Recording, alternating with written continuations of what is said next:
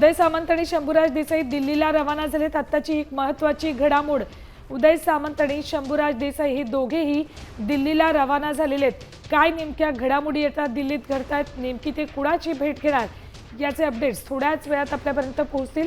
मात्र आता एकनाथ शिंदे यांचे नेते उदय सामंत आणि शंभूराज देसाई हे दिल्लीला रवाना झाले। शिंदे सेनेचे नेते उदय सामंत, शंभूराज देसाई दोघेही दिल्लीला रवाना झालेले आहेत।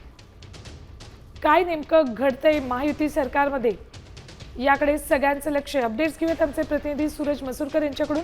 सूरज, नेमके कशासाठी उदय सामंत आणि शंभूराज देसाई दिल्लीला रवाना झालेत, काय अपडेट्स?